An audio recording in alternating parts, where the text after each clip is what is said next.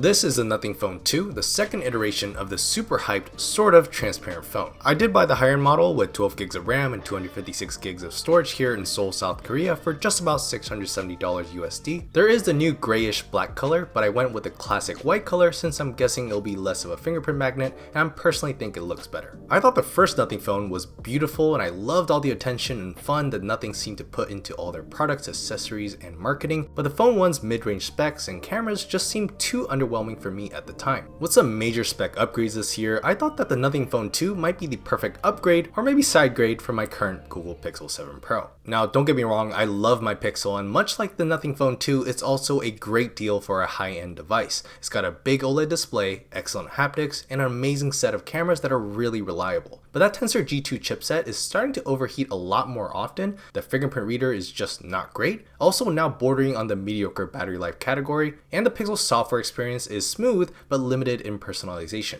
Then here's the Nothing Phone 2 with also a big OLED display, improved camera system, a more power efficient chipset, a seemingly fun but light custom Android skin, and of course those really cool looking glyphs on the back. I'm a little worried about the Nothing Phone 2's haptics and camera system since it is missing a telephoto lens and Nothing isn't known for great post-processing just yet. But personally, I am definitely getting an upgrade in terms of storage from the Pixel's 128 to the Phone 2's 256 gigs, a more efficient chipset, and probably better battery life too. So I'm hoping those things can make up for some of the potential trade-offs. If you're interested in a comparison video between the Nothing Phone 2 and the Pixel 7 Pro, definitely subscribe to the channel to stay tuned for that. Now, why I'm not going for something like the Galaxy S23 or the Xiaomi 13 series with an even better chipset is because the Nothing Phone 2 is still more affordable where I am here in South Korea. And while I do love One UI, I already know what that experience is like and I'm just excited to try Nothing OS and those fun looking glyphs. Now with my internal debate out of the way, here are my honest first impressions as soon as I held the phone. First, this phone does look and feel very polished and high quality in the hand. Everything just feels very put together and balanced, from the flat front panel with even all around bezels to the flat brushed aluminum frame and the slightly curved pillowed glass back. And even though it's got pretty similar dimensions as my Pixel, this feels a lot lighter and for some reason smaller too.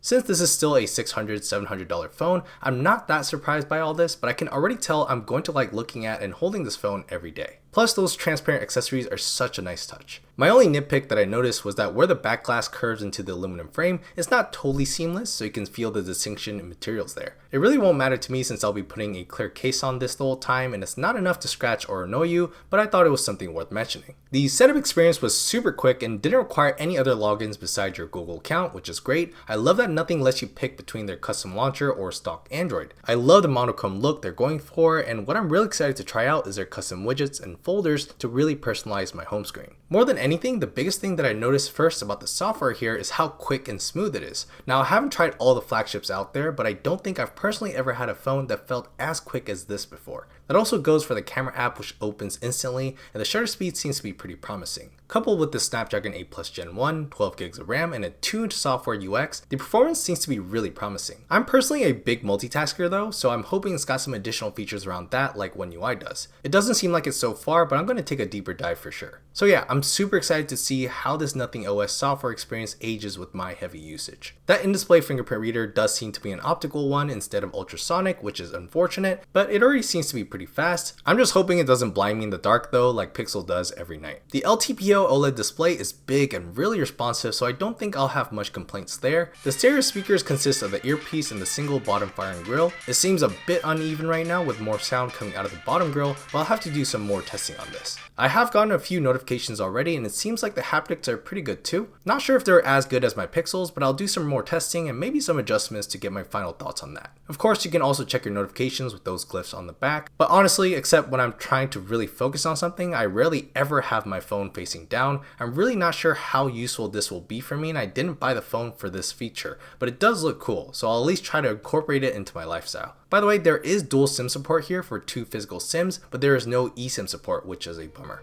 Definitely gotta spend more time with this phone before I say any more, but that's going to do it for this video. A lot more videos coming up about this phone where I'll be fully testing out everything there is to it, including a real world test for battery life, vlogging, comparisons, and of course a full review video later on. Definitely subscribe to the channel so you can stay tuned for all of those. So, are you thinking of buying one or did you already buy it? Let me know your thoughts on the Nothing Phone 2 down below. Thank you so much for watching and I'll see you guys in that next video.